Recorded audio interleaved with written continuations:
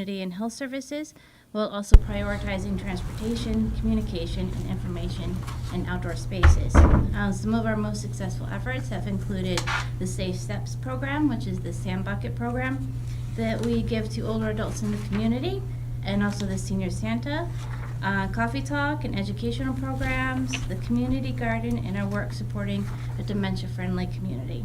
These initiatives have reached hundreds of residents and help strengthen connection and safety in our community. Some of the key lessons that we have learned is that collaboration matters. Caribou and Aroostook County have a strong tradition of neighbors helping neighbors. And so Age-Friendly Caribou has leaned into that strength. And so when we've seen that there are programs out there or partners that we can work with, we definitely have been using those resources. So like for the Center of Advancement of Rural Living, they're the ones that have been the lead on the Caribou Area Ride Service, which is a volunteer transportation program. And so rather than us trying to step in and do something with it, we just help promote their program and work closely with them on that. Also, the Agency on Aging has really grown over the last few years. They have the access points.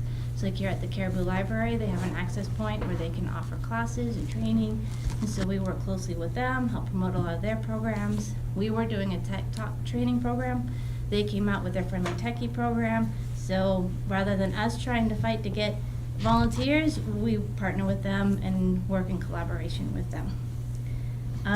Also, let's see, some of the things that we have learned, some of our challenges and learnings is that as we've noticed that some of the programs that we wanted to do might not have been as successful despite our efforts for promotion.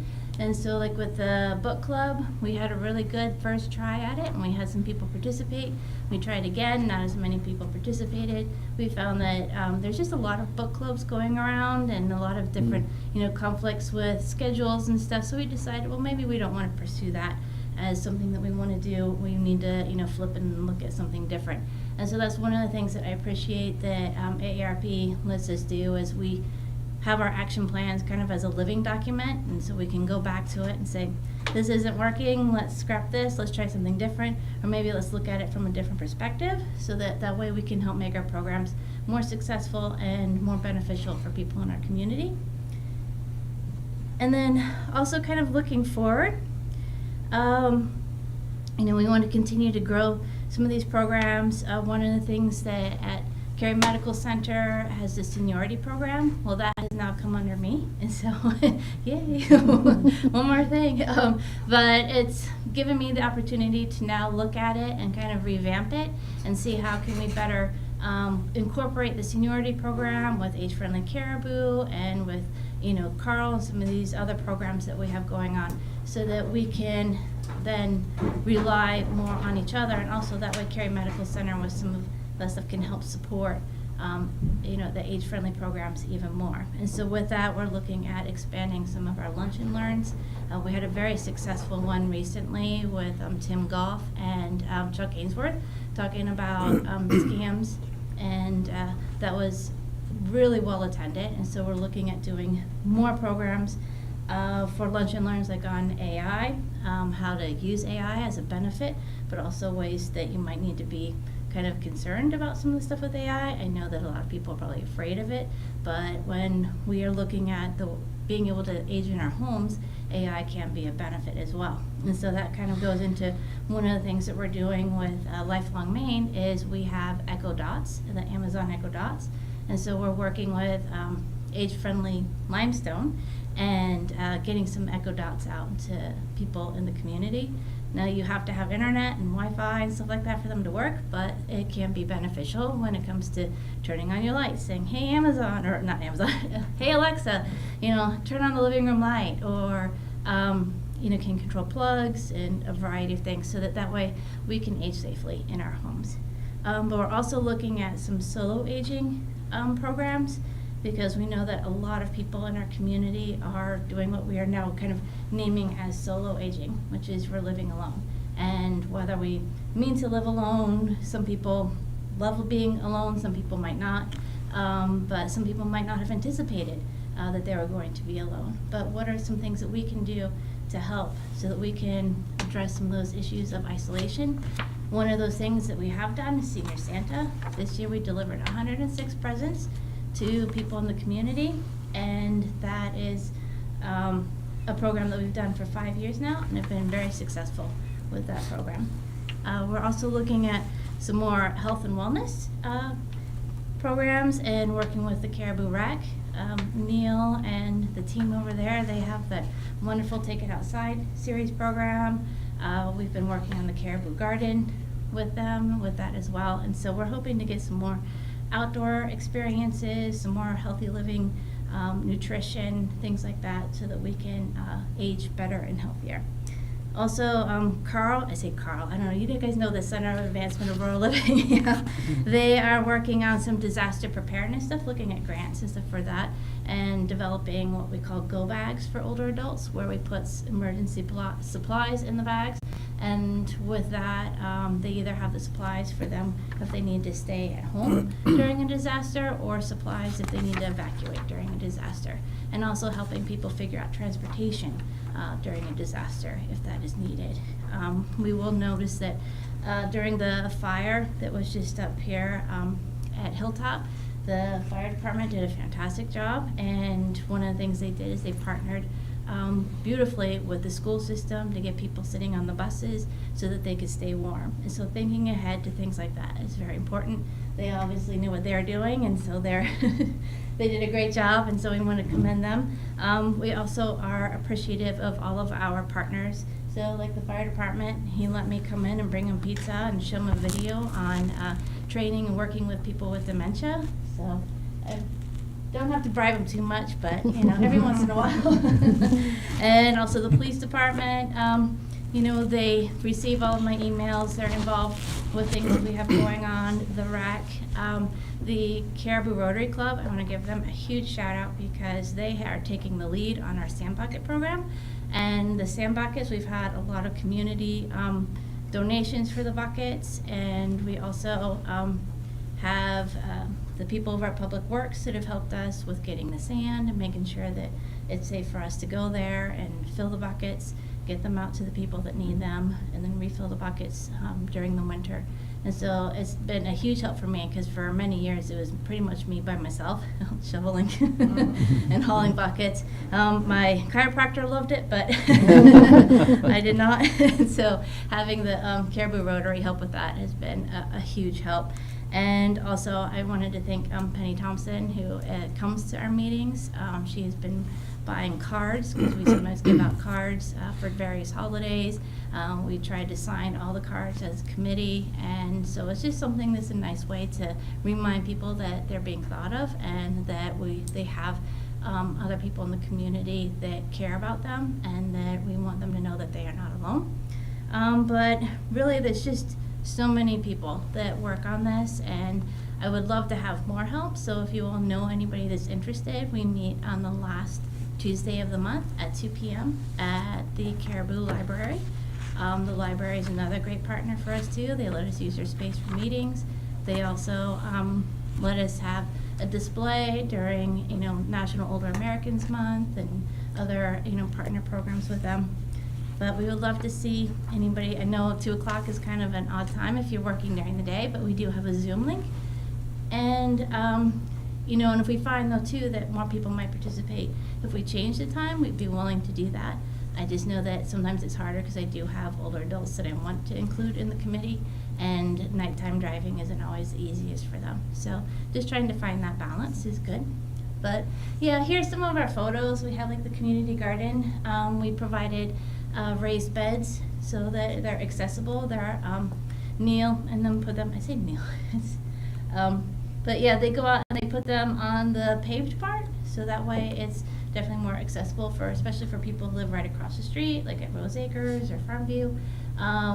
We did some reading for the kids at the library, focusing on books that highlight older adults in a more positive way as we look at doing some more reframing aging and really just trying to help fight ageism. I have been presenting and working with committees and programs across the state as well. So we're getting the name of Caribou out there. I was a mentor for Freeport and for Sanford as they built their age-friendly programs. I helped them get started. And also we do partner with some lunch and learns. Got our fire department there, gave them some pizza. we did a talk with I call it Talk with a Doc, but it was actually a nurse, so we changed it to Converse with a Nurse. So, and then, Chuck Ainsworth, he was very popular. We have, a variety of programs that we do. We did the mindfulness walk out at Caribou Medical Center. Mindfulness and being outside is really beneficial for dementia and brain health. And so those are some of the things that we have been doing. You're welcome to review the progress report. And once I get the final report done, I will submit that to you all. And then because I will need a letter of support from the city council. And so I want to open it up to any questions. I have a couple questions. Yeah. One of my questions that I thought of as we were talking about disaster preparedness, Mm-hmm. do you guys have some kind of master list or something to contact those people who might not have somebody checking in on them otherwise? Because I see a lot of check on your neighbors. Yeah. And I'm thinking of that, like, how do we know who needs to be checked on? No, exactly. And that's one of the things, too, like with Senior Santa. It's like we want to get stuff out to people and know who is it that is truly isolated and might need a little extra something. But, during this, one of the things that we have been talking about and sitting down with people like Darren Woods and, other people that have been invited to the committee so that we can help identify some of those. It's a little bit more challenging because some of the people who could help us identify those people can't tell us because of like HIPAA or, other privacy, things like that. So really what we're going to need to probably rely on is people nominating or letting us know that, hey, during a time like this, can you give me a call? The Sheriff's Department, I know they used to, I don't know if they still do, I need to check, they used to do, you can sign yourself up or sign a loved one up to have them call. And so they would call, and if someone didn't answer, they would send somebody by to do a check. And so these are kinds of things that we've been thinking about, and that's when we all need to get everybody to the table, like the fire department, the police department, because they might already know, they probably do know a lot of the people in the community who we should be checking on, and they might are probably already checking on some of them. But so having that open communication and dialogue and making sure that we're addressing that. I wonder if the doctors couldn't even just have them discuss with them, hey, we want to put you on a list. Would that be okay? I mean, that would maybe go around, because I think you're talking about maybe doctors or facilities or things like that. Yeah, because even like when the Meals on Wheels, like they can't give me the names of the people that they deliver to. And so even though I can only get a number, so when we do like Senior Santa, I'm like, here's the number of people. But I don't know exactly who it is that is receiving it. But what I can do is give information now to the volunteer drivers, and then they can then hand something off that would be really to good. the person. And also, but if we get things together, then we really have to get the word out and help promote it. One of the biggest challenges right now is marketing. And because we're so fragmented, we do know that WAGM is still very popular amongst older adults. But when you're trying to reach maybe somebody who might think about, hey, that would be great for my mom, they might not be the person watching WAGM because they're streaming TV or they're streaming audio, and how are we getting that in front of them? And so that's something that we're trying to address and work on as well. And WAGM does do a good job about getting some of those posts that go, onto Facebook that are, newsworthy or whatever. So that may be a good transition point. And your second part of that was my second question that I had, which was the Meals on Wheels program, which I saw a Facebook post recently that they're about half of the people are on a waiting list. So that's something I was wondering if you guys handle that or who addresses that in our community, because I find that to be kind of troubling. It is. It's the Agency on Aging is the lead agency on Meals on Wheels. And so during COVID, when the grant funds were just rolling in and federal funds and stuff, they could give meals to a lot of people. On the commodity boxes, they could get out to way more people. Now the numbers have dramatically gone down, and it's unfortunate because a lot of people who receive Meals on Wheels are people who can't get out of their homes. And so trying to address that need is something that I think is going to take a lot of people coming together. We do have a lot of food pantries. We have, the soup kitchen here in Caribou. We've got people like Bill Flagg, who's still leading the charge, and if we can figure out a way to get, food to the people who need it, it's something that is very important. So one of my suggestions was, as a restaurant owner in town, maybe the restaurants can come together. So I did get some buy-in from other restaurants. Oh, nice. And I'm sure we can partner with people that can, we have people all the time that ask when we do events, can we go and serve? So Yeah. I think if we could get the right people in touch with, I just would rather see it happen sooner than later if there's people that are hungry and need meals. So Yeah. anyway, that was not a plug for my business. It was just something, Yeah, there was no. an idea that came to me Yeah. because of that post. But I feel like that may be an opportunity for us to be able to help throughout the community. Even if, one business can do 5 or 10 meals, we're making some progress. So it's just something I thought about, but I didn't know if that was what you had headed that department up, or you had a hand in that at all. Yeah, So- no, that's definitely something that the Agency on Aging, and Yeah. they have much more, like the Meals on Wheels is very specific on the oversight of that and what the Okay. meals are and all. But one of the things that Carl has been doing is at the VFW once a month they have a free lunch. Yes. And then they've also started doing that at the VFW in Fort Fairfield, and so they're That's good. expanding some of that. I know that like the Caribou Rotary and a bunch of other groups are, helping to serve meals up at the soup kitchen. But I get the emails from them too, just asking and begging for volunteers to help cook or serve. So, getting volunteers is a struggle. And one of the things, I keep getting mixed feedback though on the high school and whether or not they are requiring the kids to get community service anymore. I know that was dropped, and then I hear it's coming back, and then I hear it's not. So, but that is something that I would like to also eventually push to the school system as well, is that the importance of the kids still volunteering. Because one, it helps organizations like ours, it helps the soup kitchen, it helps all these other groups that desperately need volunteers, but it also shows them that there is a community beyond their social media feed. Yeah. And so That's so very true. yeah, but yeah, I will let one of the things when I meet with Sharon Burrs and Bill Flagg again, and then kind of bring that to Yep. them as well, and maybe we can try and get some people together with the restaurants and figure out a way to get some more meals out to people. I know a number Things. of restaurants so that they would partner too. So I know that's at least some help. I don't know if we can cover the whole thing. I'll do my best to get Yeah. to people on board for that. But All right. if you guys want to Wonderful. get, but you know where I'm at. Yeah. I know. Yeah. Yeah, You don't that's see me all the time. No, Yeah. no, not at all. All right. Perfect, Are there thank you. any other questions, comments? Well, thank you for everything that you do for the community. It's an amazing amount of work Very there.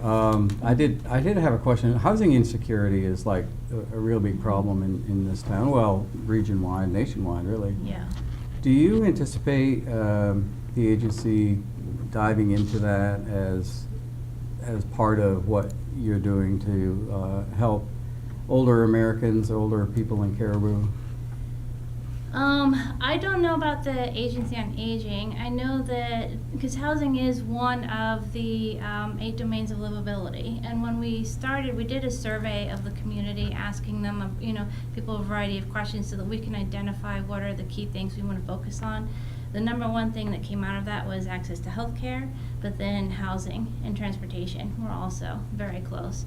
And so we do know that it's an issue. I know that the Agency on Aging, they oversee Caribou Gardens, which is, a huge help for people who need to get, to a lower income, a safe place to be where they can know that they'll have someone looking after them as they get older, without it being a nursing facility or assisted living. But yeah, I know that it's funny because I worked with Bill for so many years. He wanted to transform the mall and make it into, an apartment place with a hole inside. It could be like living outside. And so, yeah, I have not heard anything from the Agency on Aging on housing. The one thing that I know that we have talked about, and that I've been involved with some of the other stuff, are finding ways for people to live at home. And so whether it's fixing up homes, making them more accessible, having accessory dwelling units. I think that's something that might have recently gone from the state down. I know that Portland and some of the other communities do that. So like if you are in a larger home and you only need the downstairs, you can transform the upstairs into apartment and it still be within, the appropriate for city limits and stuff, to have somebody in that accessory dwelling unit, as they call it, or have a smaller, like 900 square foot building on your property where, mom and dad can live, or, somebody that just needs a smaller space. Mm-hmm. But yeah, there's ways that we need to be creative about it and figure out how we can make sure people can stay home as long as possible, because that's really the best place for someone to be. We don't want people to end up in assisted living. And there are a lot of boards and staff efforts going on in Caribou that address housing in general. So there will be a lot of people to partner with, should you decide to want to get into that. And I don't know about me doing that. Well, I mean, to be Yeah. involved, we have a housing Absolutely. study going on right now. Yeah. And, I mean, that would be good to have that perspective. To partner with you. The other thing I thought of was like financial or tax assistance, education on financial and Yes. especially tax assistance. I'm not convinced that everybody knows about the homestead exemption, for example. I'm not convinced that everybody knows the types of things that you can do to protect your income, tax-wise. Is that another area where you think you might want to get involved in tax assistance or financial assistance? Yeah, but that program, yeah. that program partially already exists, Dan. The VFW rents for free. We donate the hall from February to April, the week after April 15th. And AARP comes in with their volunteers, and that is a free service that's offered. It's posted. WAGM does a very nice job of putting that up, and as well as, so you can come in there. It's completely done for free. If you don't think you need to have your taxes done, then you're still invited, and programs like you're talking about are discussed with whoever comes in through the doorway and done at that time to make sure that, obviously you're getting out as much as you can. To go back a step, the area on aging, and I have a hard time saying that phrase. I don't know why, but I do. So I apologize before I start.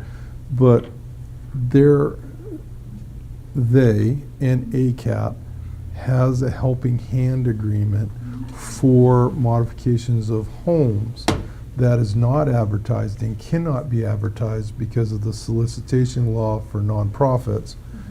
But if you want to make a phone call there as someone in need, and I'm doing this more for folks out in TV land, if you have a question or anything, by all means, pick up the phone, call one of those two agencies, and there's a partnership that's available throughout Aroostook County. But again, solicitation laws do not allow these organizations to go out and say, hey, I can put a free roof on your house, or I can do insulation, or I can replace your windows. That's something you call, and you have to, and it's not fumbling. You just call and someone walks you through those programs.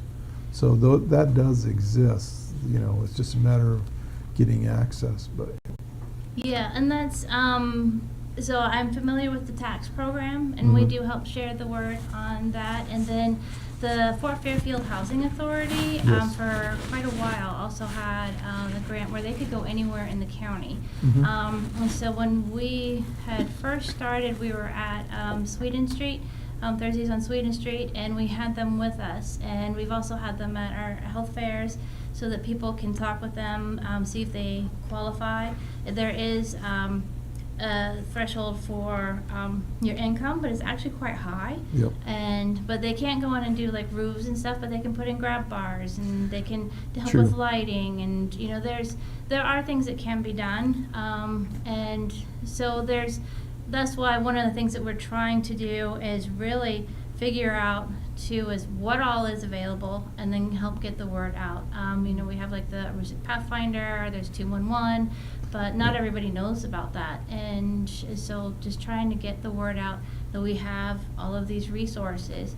And also, like I said, with some of the financial training. The Agency on the agency, see, now you got me Yeah, doing I know, it's terrible, isn't it? I just have a hard They have a time. money minders program, where somebody can come in your home and help you with some of the stuff, whether it's balancing your checkbook, paying bills. Because sometimes, a spouse passes away and you suddenly are like, I don't know how to do this. I never did this. And so that's where they can come in and help. I also, Pam Sheppel, who is Yes. on the board of the Jefferson Carey Foundation. I'm reaching out to her to see if hopefully she can do one of those lunch and learn trainings, because she knows a lot about finance and what are some ways that you can, save, also prepare for the future, advanced care planning. One thing that people don't realize is, especially as we get older, if you do need to go into a nursing home, you need to have main care, and having that paperwork somewhat filled out and ready can save you so much. So much heartache, so much time. And so having, those kits that the Agency on Aging has, getting them into people's hands. There's so many different things that we're trying to do. There's a lot that I'd love to do. I'd love to have, a whole team of people that could help me, but anybody that's willing to volunteer or more ideas, I'm open to any of that. You're doing a great job. Oh, You're thank doing a you. lot for, Yeah. with the resources you have. So thank you again. Oh, thank you. Yeah, I would just like to say, in looking at the photos that you shared, it's just incredible. And, obviously there are a lot of community members that are benefiting from this and enjoying these programs. And I think that's wonderful. And to see those continue will be great. So I look forward to being able to help you with that letter. Okay, thank you so much. Thank you. And I'll see you tomorrow.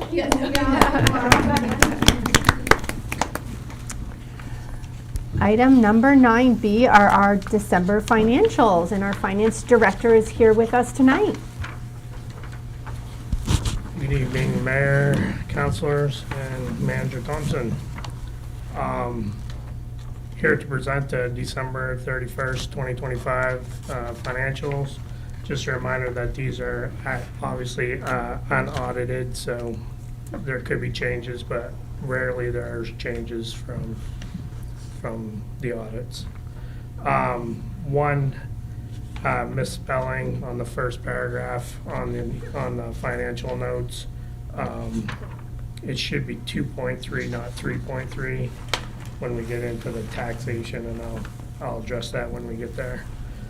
So I'm presenting on page 22 is the narrative, and I'll be presenting going on page 23 going forward.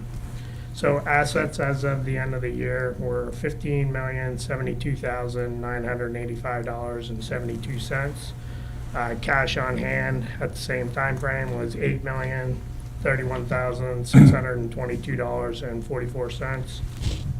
3/4 of the way down the page, the 2025 tax receivables, we collected $4,641,577.26 in the month of December. Big shout out to Danielle and her staff. They were very busy. As you remember, we committed taxes in September, a little bit later this year, so our actual due date was December 15th, hopefully for just 2025, but so that made cash come in later.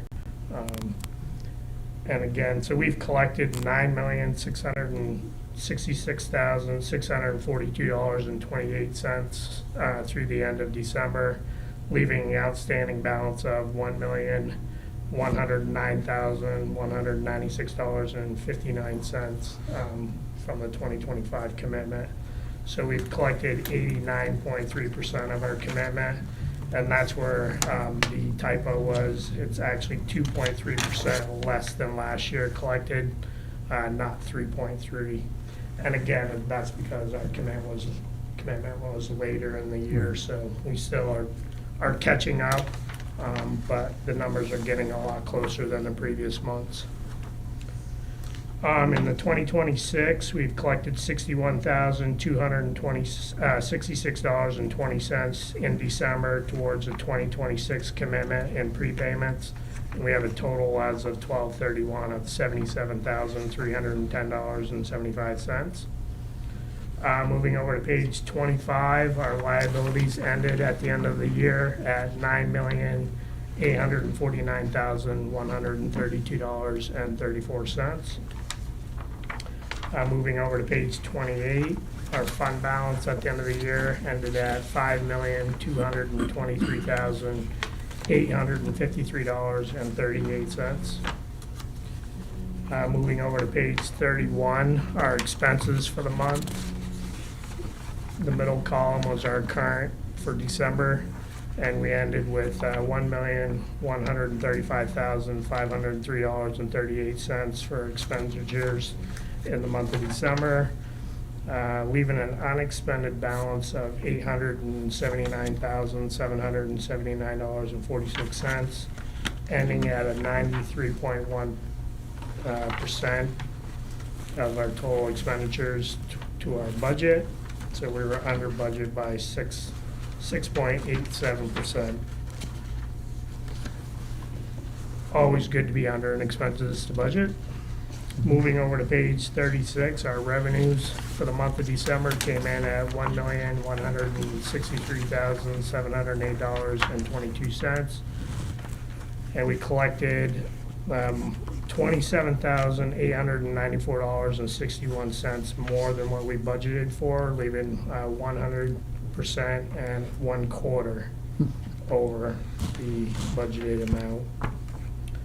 Excise tax for December came in at $111,531.79. Our year-to-date balance came in at $1,770,680.81. And we were over budget for our excise, almost 1%, 0.9% to the budget. Revenue sharing for December came in at $186,279.45. Year-to-date, we collected $2,719,409.04. We were over budget in revenue sharing by 10.8%, roughly $265,000. Moving over to page 41 is our investment report for the fourth quarter of the year. Everything stayed the same. I did renew a couple of CDs, the Philip Turner Library Memorial, and I did get pretty good rates, 3.75 for a 1-year CD, and the other one was the Ken Matthews Scholarship Fund. Moving over to the next page is our chart for the month, and that shows the cash over the last 5 years. So the green total is what was collected in 2025, our ending balance, I should say, for cash. And as you can see, from July to November, we were steadily dropping compared to 2024. And again, that's because our commitment was low later in the year. But by December, we were back up to $8 million on hand. And again, we're about 2.3% under our commitment, so we still have 10% of our commitment to collect. So I suspect our cash will steadily increase for the next quarter anyway. That's my financial report for December, unless somebody had any questions. Yeah, on our carryover, I wasn't at the December meeting. Did we make any, was there any motion? So there wasn't any motion made because we were only 24,000 over. At that time, we were At that actually time. under budget Okay. through November. And we did adjust excise and revenue sharing during commitment to get the budget closer to where we needed to. So that kind of took away from our reserves or our over collection, I would say, to budget. Mhm. Does that make sense? Yes, yes, that's. So we kind of absorbed that during commitment. So really, that's why there wasn't an overage in revenue that we've always brought forward. There is lapsed appropriation from 2024 of, I think it's close to $1 million. That we can use that we're gonna be using this year. But we can use, because it's 2 years, Right. correct? Right. So we get approximately $1 million. $1 million, not 1 mil, but $1 million. $1 million, yeah, yes, not 1 mil, $1 million. So that's coming forward, and then whatever, where are we at on what we're gonna bring another year from now in 27. So it'll be that 800,000 plus the 27, so it'll be right around 850,000. Page 31, right? Page 31, that's what I Yeah. was gonna ask as well. The expenses, the unexpended balancer of 879,000 plus the 27,000 in revenue. So Well, the close- lapsed Close to appropriation. 900,000. Lapsed appropriation will apply to 2027. That's correct. The excess revenue will apply to 2026 If you guys. if we choose to do that. choose. But, I Which mean, we 20 you can bring traditionally 20 do. 28,000 The forward if you 27 want. on Yes. page 36, we can put toward this year. Mhm. Yep. That's pretty much, and is it, where is that in the, is that in the 406 category? Where do we look at that, the appropriations? So there is none available right now. We Yep. used all of that. We use, but what we can use for this year, From 2025, from 2025, where is that appropriated in this? I haven't moved any because you haven't voted on it.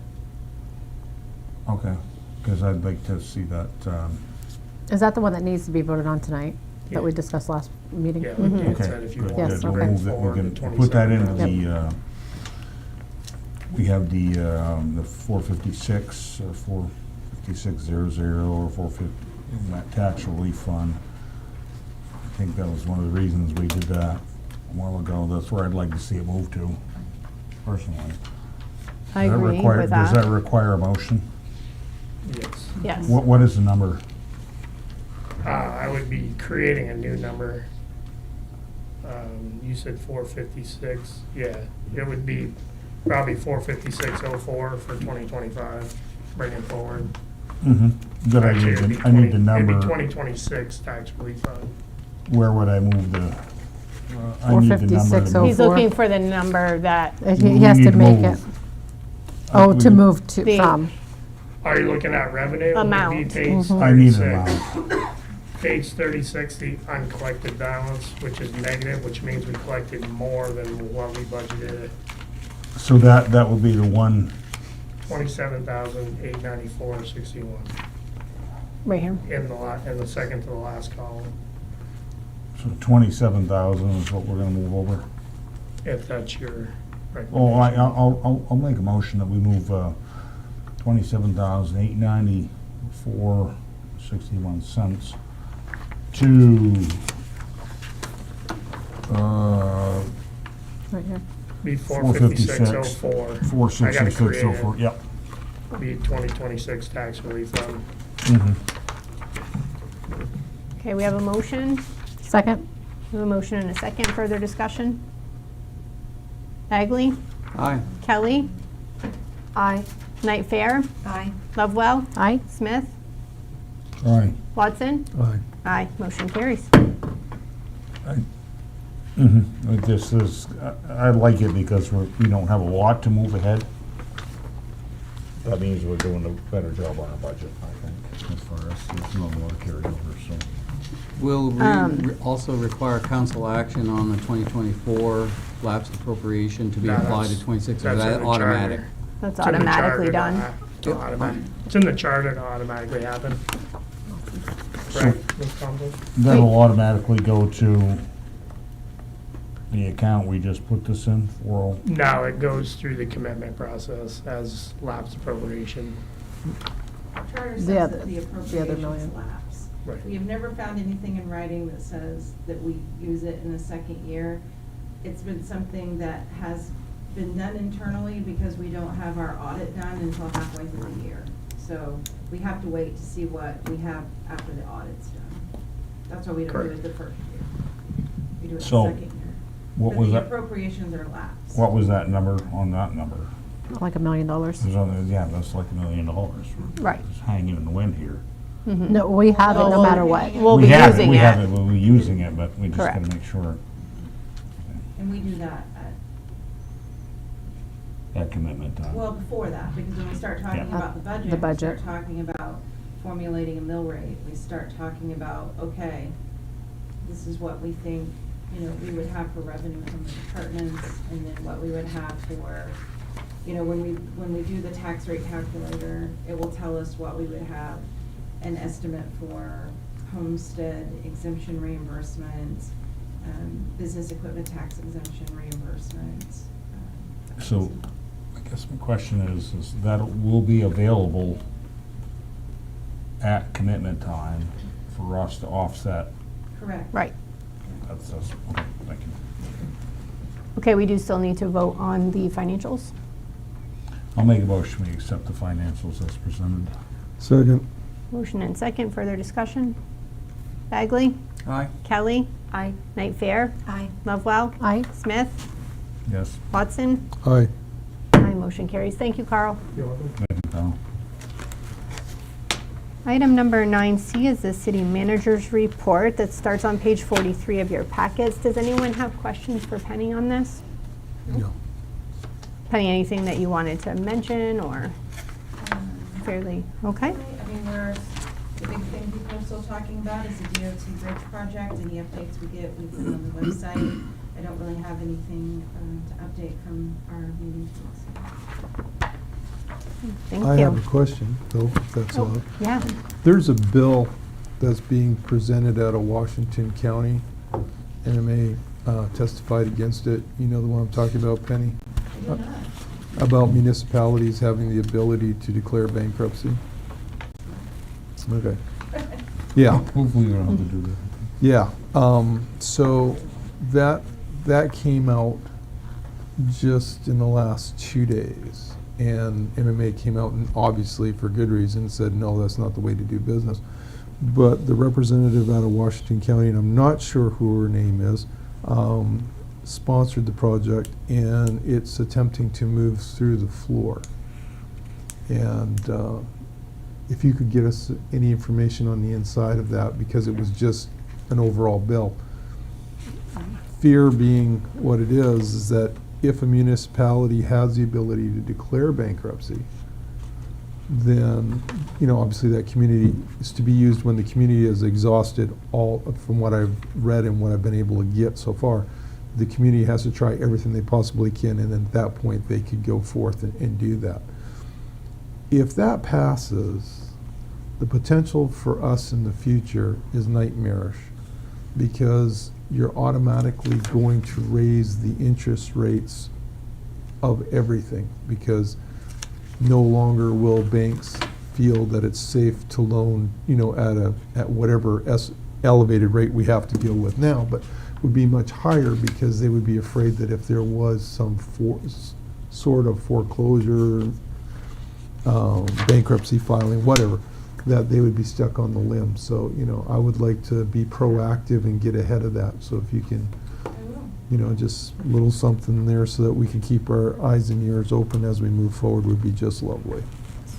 Can you confirm that that was municipalities? Because I read, I Mhm. thought it was the same article, but it talked to counties Nope. and not municipalities. Originally, it was for counties, but they actually, the lady who put the bill forward is for municipalities.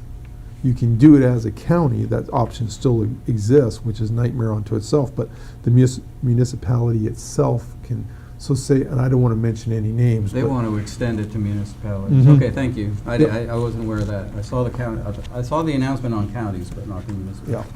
Thanks.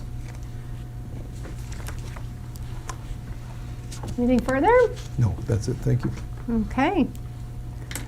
Item number 10, unfinished business, is a discussion on adopting a code of conduct resolution for the 2026 Caribou City Council, which is on page 45 of your packet.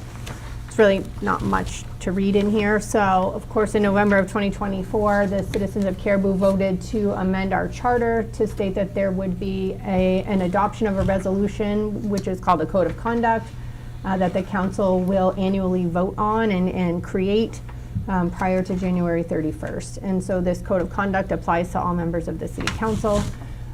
We did talk about this at the last meeting, and we did also kind of share some of our thoughts via email with Manager Thompson. So I guess I would just open the floor up for discussion. Before we start, is this the most current up-to-date? This No, is the one from last year. Okay, so we're, Yeah, from what we're looking at February still from last 2025, year. right. Okay. I'm good with the one from last year. I think I said it in the email. we're basically policing ourselves. So if we could have anything in line, unless a counselor brings it to the table, then, I mean, the citizens aren't gonna do this. I mean, we're policing ourselves. I think it's not a bad thing. The citizens want this. I don't know how far down the hole we wanna go with this. I mean, I'm happy with what we have here. I mean, if we wanna add something to it, I'm agreeable to that. You know, if there was some talk about some social media stuff, but I can write a letter to the editor just as well as I can put stuff on social media. So, I mean, I don't know how far we need to chase this. It's not a bad thing to have in mind. So I don't know what council's thoughts on it.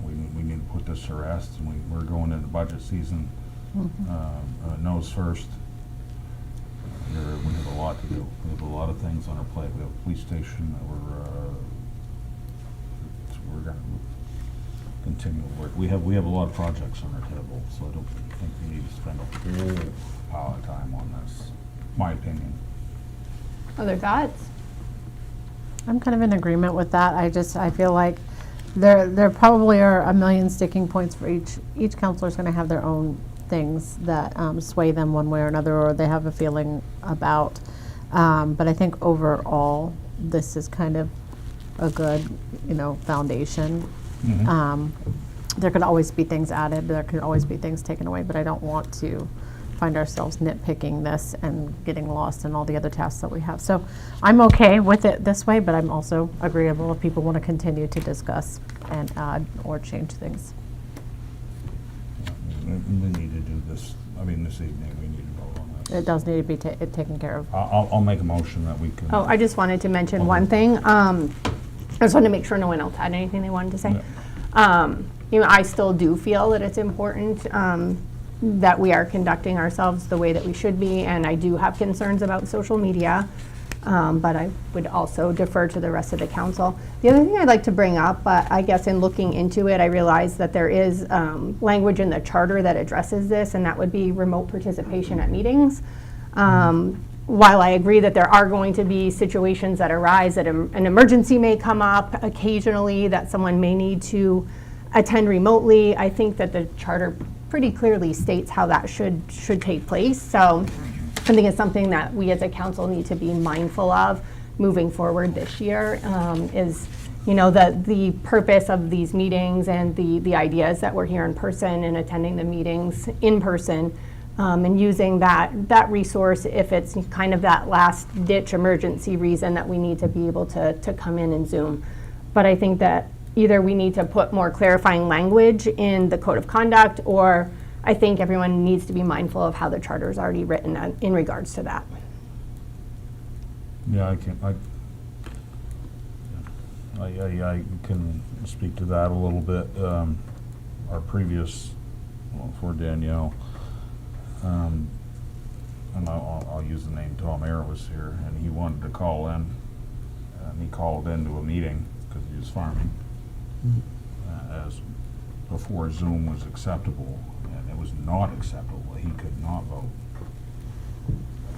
The rules have changed since then, but it was made clear by our previous, his vote does not count. So I think that's kind of where you're going with this. With the Zoom, I mean, I know the rules have changed. Yeah. After COVID, and people can Zoom in. You can vote now via Zoom. Yeah, I just think the intent. It was not acceptable at the time. It was not. Right. Doesn't matter. You can call in, and that's one of the reasons we changed to the roll call vote with Dennis when I was in that chair. So I think it's a good point. Is what you're bringing up, and I'll stop there. I know where you're going with this, and that's where I'm going to go with that. Is we need to, is it? Can we do it? Yes. Can we do it by the rule? I think it's just something that we need to be mindful of, and that there is language in the charter about that. And that's something we can. The charter committee can look at this, because this was brought in was voted by the people, or voted by the citizens, Correct. correct, in the Yes. charter. So, I mean, this was something that was added to the charter.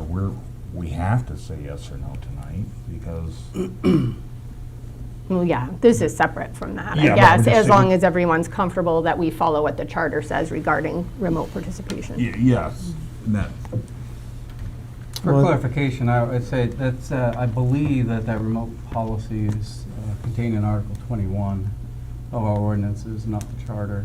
So that's the reference that we need to look at. Oh, well, wherever it's located, there is Yeah. very clear language about what remote participation should look Yeah, like. I looked it up pretty recently. I remember it's Article 21. Wonderful. Yeah. So, as long as we're all clear on what that says and what the intent of that is, I think that's great. mhm. With that, I'll make a motion that we accept the code of conduct as whatever we had last year. That's pretty vague, but that's- I second that. We have a motion and a second. Any further discussion? So as I mentioned during the last meeting, I object to Section 2, Number 5, because the word "all members will cooperate in the implementation" is vague. And I can support this if we can delete out 5. So I would like to amend the motion to accept the last year's with the deletion of Article 5 under Section 2. Is that code of conduct 2.5? Is that what you're looking Yep. I don't agree with Section that. 2, I don't agree Item with that. 5. I don't agree with that. I Will would like cooperate in to, the implementation of city council decisions? I would like to keep at least the part about we acknowledge that we act as a body. Well, I'd like I to mean- keep all of it. I I would mean, like to keep I'd like to keep it as it is. Sure. Well, there's a motion to amend. If there's no second, then it dies. I'll keep my motion as it stands, to accept it as proposed. Further discussion? So the motion is to accept this as proposed from last year. The amendment fails, the amended motion fails, and we Correct. vote on that. Yep. Bagley? No. Kelly? Aye. Knight Fair? Aye. Lovewell? Aye. Smith? Aye. Watson? Aye. Aye. Motion carries. So we'll bring it back for signatures next week. Perfect, thank you. Item number 11 is new business ordinances and resolutions. Item 11A is the design development approval of the fire station project, which is on page 49 of your packet. And we do have Amanda Jondro here this evening. Thank you for coming. Yes, thank you, counselors, city manager. In your packet, you'll have our design development submission that was early January, the 9th, I think. You have the complete one that I gave you at the last. Yeah. We Yeah. actually got it like that day. Yes. It's a big, It's big. Yes. the big one. There's just a Yes. few pages in here to give people an idea of, Refresh their memory. right, and I have sent that to the person who works on our website, so you can do that. Good. So happy to entertain any questions or specific concerns that you guys might have. And Chief Anything? LaJoy is And here Chief? too. Oh, I don't have any. excellent project, and you're doing a great job, I think, on Yeah. helping us work through this. So Yeah, it's- Absolutely. we're excited. It's going to be a nice refreshment of the fire station in Lions Club. We've, Yep. it's a great project. And who's on good. it? Jennifer's on there with, Yep. on the municipal building things. We've had a couple of tours. In fact, we have a local person here, or a local lady, business, whatever, it is. So it's working well, I think. Any questions or comments? Yeah, I had just a couple. So on the, in the Lions Club building, looking at the admin wing, I'm a little bit confused as to what the rationale would be to put the health and fitness right there in that admin section. It just doesn't seem like it would belong there. And it would force anybody who came in to do a little workout to exit the building, walk in the cold into the other building, through the building to the showers to take a shower. It just, there must have been some rationale for putting it there. I just don't know what it is. I think the sleeping quarters kind of pushed that out. I think currently the fitness area is, 10 by 10, roughly? I've seen that area. It's quite small. It's small. The renovation in the dormitory took up all of that space. Yep. And then, so in lieu of, there's really no other place to put it in the facility.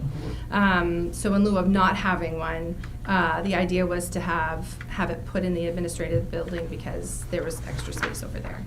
Could you put it in the basement of the main building? So the basement of the main building, where Chief's office currently is considered a red zone. And Chief, please pipe in if I'm saying this incorrectly. It's considered a red zone. So when they come back from calls or whatever, and they take their dirty equipment off, that's designated as red zone. So you have red, orange, and green, or red, yellow, and green.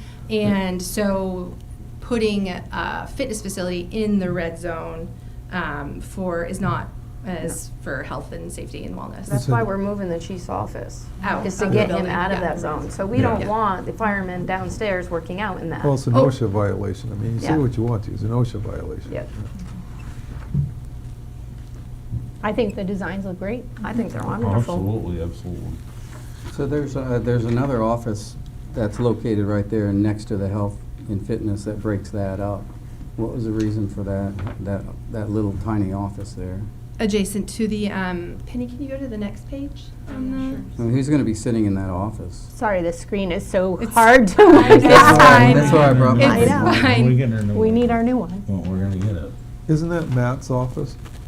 No, that would be for our captains. Captain's office, Captain's to office. do paperwork and, Paperwork and stuff. yep, So it's partially occupied. Right, it's not. right. It's Okay. not It's continuously a hot occupied. desk to do paperwork and that kind of stuff. There's no place upstairs to do that in the other building, right? No. Yeah. They do it now in dispatch, but I mean, that can get quite busy in there, and then you always have the outside Yep. traffic. Yeah, okay. Yeah. Also gives you privacy. Yeah, I was just gonna say, it gives This you is, privacy so they can concentrate. Sure. I guess so the third thing I had was the need for the conference room next to the chief's office. What would be the use of the conference room when you have a huge classroom training area right a couple feet away? And an office big enough to put a little round table and have small meetings there right in your office. Yeah, Chief, do you conduct meetings and stuff there? It was on the original plan to put a conference room in for meeting space, a smaller meeting space than the big training room. Yep. I mean, I have no objection to it. I'm just wondering what the thought process was. I Well- think it's nice to have a conference room where you have a meeting like that. Yeah, but at one point, when this was, you have to go back, I think what? When was it? Well, that's okay. We don't No, need to no, go back. no, I it's- just it's- wanted to understand the rationale. We can No, move no, on. it's real quick. I think it was 2017, when the first combined proposal to move them all in together. And at that point The in police time- station and the Yes, Yeah. fire EMS? yeah. That's in the And beginning. the realistic approach behind that and having the larger conference rooms, as they still hold true today, you do training for other agencies. And when they come in, at that point in time, especially for law enforcement, that was a reimbursable expense to be given back to the city. So that was the emphasis on having the training rooms so that you could seat a larger group of people, because we were to be paid when those conferences, I mean, the old chief, Gehagen, had sold that as part of his plan for law enforcement, was to do those trainings that they were sending people downstate for, and Aroostook County could do the trainings here in Caribou.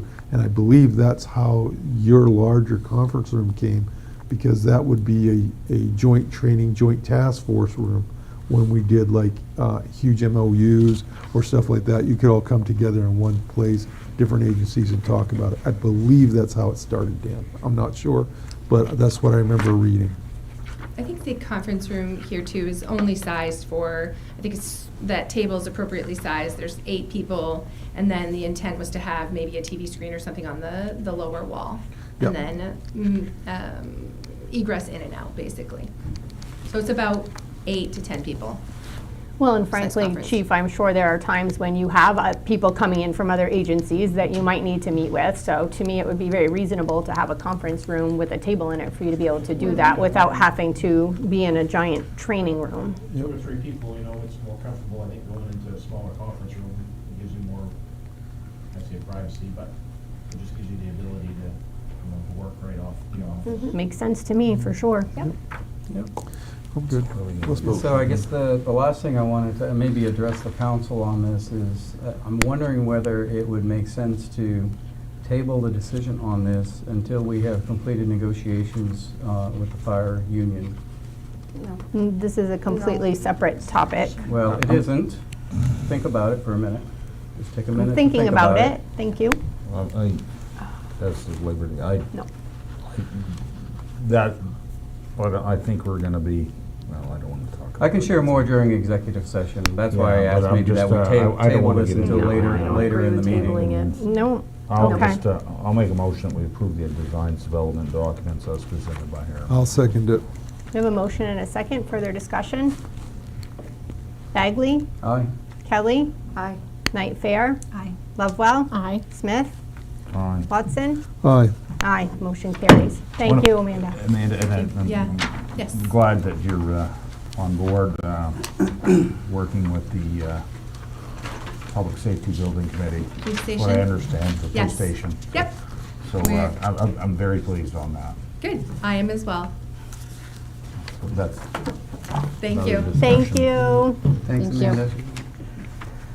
Item 11B is the approval of the 2026 Oak Leaf Systems contract, which is on page 56 of your packet, or starts on page 56.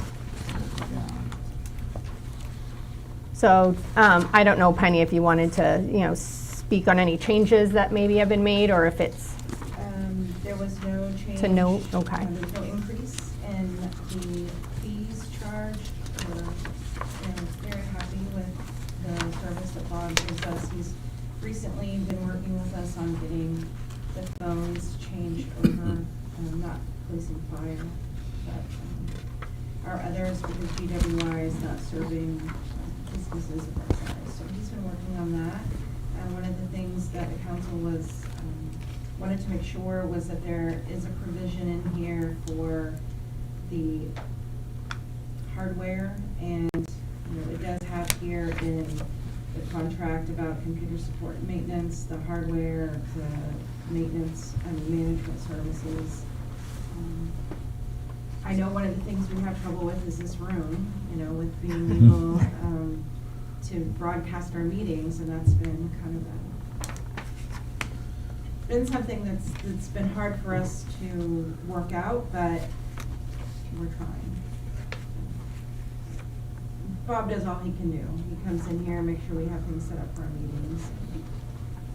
Okay. What are Motion to the, approve the 2026 contract for computer network sources with Oak Leaf. Authorize city manager Penny Thompson to execute the contract for 2026. Second. we have a motion and a second. Any further discussion? Bagley? Aye. Kelly? Aye. Knight Fair? Aye. Lovewell? Aye. Smith? Yes. Watson? Aye. Aye. Motion carries. Great. Item 11C is the approval of the collective bargaining agreement with NEPBA Local 605, and that's on page 63 of your packet. This is patrolling. Yep. Hold on. This is patrol. Yep. Hold on a second. I'm gonna make a motion to accept the contract as presented. A second. Motion and a second. Further discussion? Bagley? Aye. Kelly? Aye. Knight Fair? Aye. Lovewell? Aye. Smith? Yes. Watson? Aye. Aye. Motion carries. We'll be discussing, well, talk about that in executive session. Item 11D is a discussion of the 2026 municipal budget, which is on page 92 of your packet. And there's not a whole lot in the packet itself. I think this is just to have a preliminary discussion and a little bit of a framework around some of the things that we might want to be thinking about as we go into the budget season. Penny, if you wanted to kind of share your thoughts on this and this outline. Right. So since we can't furnish the needed reports until the financials for the month of December have been approved, which the members of the city council have done earlier this evening, we can still make some decisions about the budget. And one of the things that I have on this list is the priorities that the city council has identified and how those will affect the spending priorities in 26. You have there at your chair from the email what you've had for priorities. If you want to have any clarification of any of that. These haven't really been boiled down, they're just literally copied from what you gave to me. So if the council wants to discuss the priorities and how that might affect our spending priorities for the year. In 24 and 25, the city council voted not to fund any contributions. Does the city council want to consider requests for contributions in 2026? If you do, I will include those with your budget paperwork. If you want to, in 26, not fund contributions, then I'm not going to spend any time on that. In 25, there was a discussion about increasing funding for cemetery maintenance due to the rising costs. When we had to make cuts at the end to fit a tax rate that was palatable with the increases with municipal, the school, and the county, which are the three components of our tax bill, those increases for maintenance were cut. So I'd like to consider that. That's something I've been talking about for a couple of years, because our allotments that we are giving to cemeteries have been quite small over the years. And what can happen is that the city ends up being responsible for all the maintenance, which is a lot more expensive than what we're giving them for stipend. Right. In 2025, the funding for the Caribou Emergency Management Stipend was cut, and I guess I'd like to know if that can be revisited. We are trying to work on our emergency operations plan. So because we don't have someone to work on that, because there's no stipend for a member of staff, like a department head, to work on that, that's something that's come onto my plate for this year. In 25, much of the lapsed appropriation was again from unfilled open positions. So there'll be a discussion about recruitment and retention for key positions. We still last year did not have a code enforcement officer. Again, this is something that ends up on my plate too. And there's a limit to the amount of different things I can do. One priority that has been identified by members of the Caribou City Council is a stable or flat tax rate. And I want to know from the council what programs and services should be scaled back to meet this objective. We know that, everything is costing more in these times, and if we want to come back with something that's flat funded, we need to be thinking about if there are places that you want staff to be looking at. I mean, I think, some of these things we could probably talk about tonight and be able to kind of think through what we did last year and address, but some of these, I think we're going to need to wait to see some numbers before we can really dive into that. We're having I do have a quick question. That stipend, can you remind me what that stipend amount was? Gosh, I think it was around $7,500. It was paid quarterly. Okay. 75, 78. Total Yeah. for the year, okay. So that was cut completely last year. This week, I believe, what is it, Wednesday, we're gonna have the capital. It's tomorrow. Tomorrow, it's Be sure tomorrow. to come It's tomorrow. tomorrow, okay. Tuesday. It's Tuesday, Just good, a good, I'm reminder glad I call. asked. Yeah. We're gonna start work on that. We can, probably into I'd like to see it into 3 different sessions. There's some new- Three meetings. at 3 the meetings. Capitol. Yep, on the Capitol, maybe 2. so we can figure out, and just brief, I think Lori's on here this year, so it's, we're gonna miss Joan on this, but if she's watching, we're gonna start with that, and we have to really make some adjustments here. I mean, what do we wanna do? We made some big ones last year. We borrowed money a few years ago. We did a lot of lucrative things to keep this going. I think going forward with the budget, we can make this flat very easily. Turn names into numbers, and then just go like this. Is that reasonable? We can be conservative and not unreasonable, in my opinion. I think we can achieve something very close that the taxpayer could be happy with, and not got the whole system. I'm not, we can go to the low-hanging fruit, and we can pick away at that, but that's not gonna solve the situation. So we're gonna, I guess tomorrow we're gonna start on the capital, and we're gonna have to look very closely at that. Jim did an excellent presentation. I mean, I get a lot to think about on this, so and I'll leave that. Have a lot more to think about after. Yeah, so but I'm just saying that we can achieve this. We don't have to completely gut our system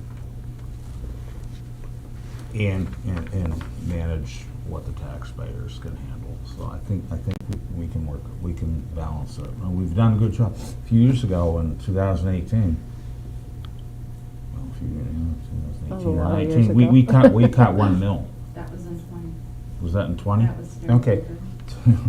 So a council, we cut 1 mil, which is, approximately 400 grand, or Depends on the valuation. it depends on the That's valuation, but we were able to cut 1 mil, and the questions were, we do this, we're kicking the can down the road, and we're gonna be in a worse position, we're not in a worse position than we were then. I argue with that because I don't see the reserves being set aside for major equipment purchases. And so I do think we're in a worse position, and I do think in some ways those things really just, we're already behind the ball on that. So I do feel like we need to take care of that. Counselor Watson had kind of Oh, I'm asked sorry, I to speak. didn't No, mean to that's cut you okay. off. No. I think you got a valid point, okay? What I think we're missing, and I've already put a bug in Jim's ear, is that there's a way, we have a couple white elephants. One is equipment, and the other is how do we pay for it? Not to include just the equipment, but other things in our community.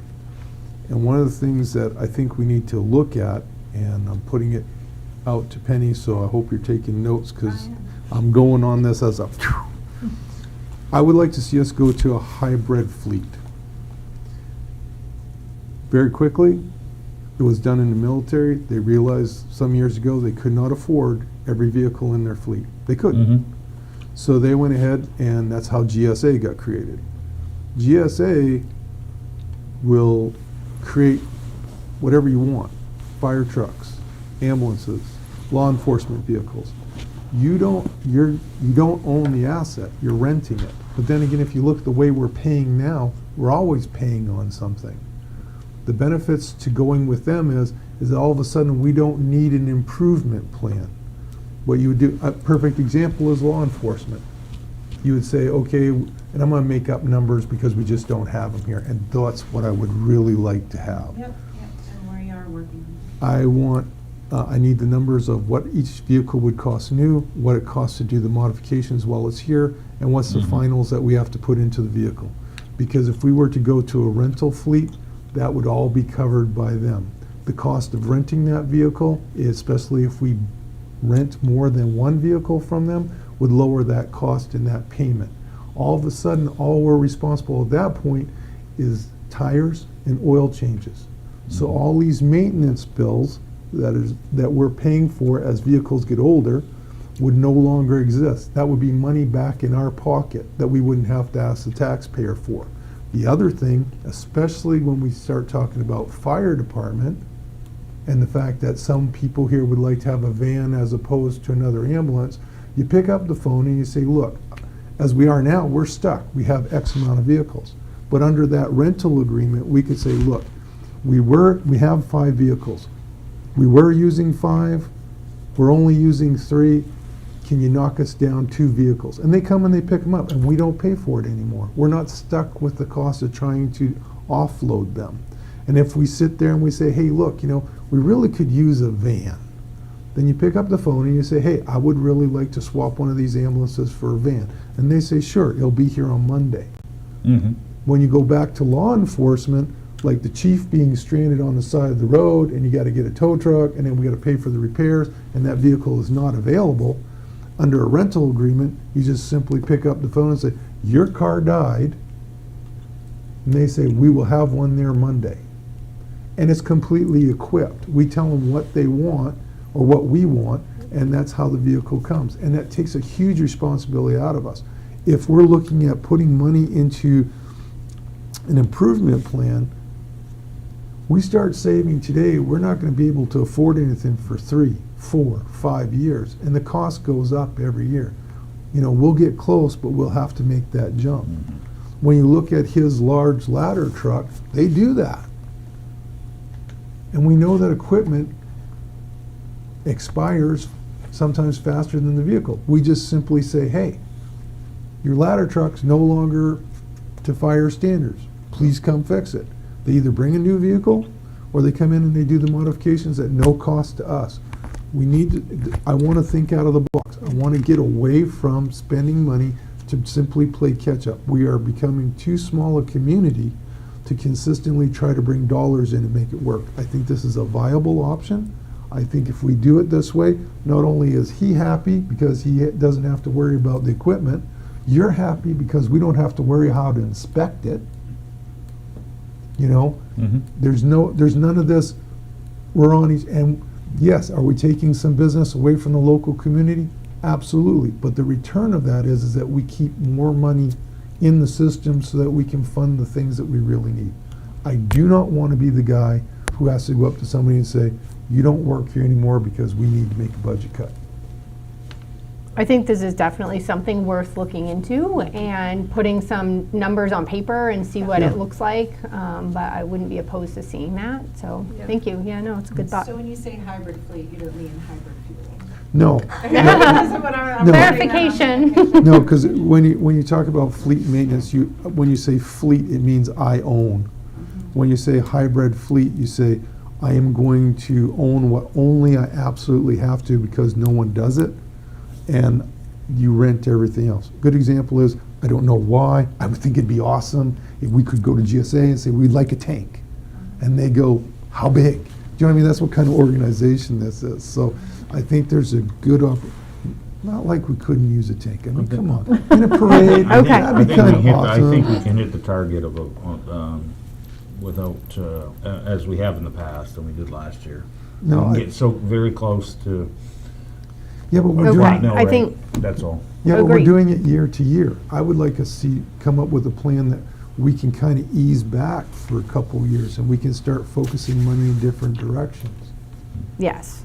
That's the goal. That's all I got. Thank you, Penny. That's a Anybody lot have of notes. anything else they'd like to add? Well, like contributions, what are your thoughts about contributions? I'll make a motion that we do not I don't agree with it. any contributions this year. I second that motion. Motion and a second. Further discussion? I would just like, for people who don't know what we're talking about, just to kind of clarify that. So, I mean, there We did are, last year. yeah, we did clarify it last year, but I think just making sure people understand that this would us being able to say we are able to give money to other organizations. And I think in light of how tight our budget has been the past couple of years, it's just very difficult for us to do that. Not that we wouldn't want to if we could, but No, we just, it's not And there. it Right. becomes a factor of, like, you have somebody you want to donate to, and I do, and yeah. that it becomes. Yeah. it's So I complicated. just wanted to make sure people were aware of what that It meant. gets complicated. Yep. When I Yep. That's why I made the motion. Further discussion? Bagley?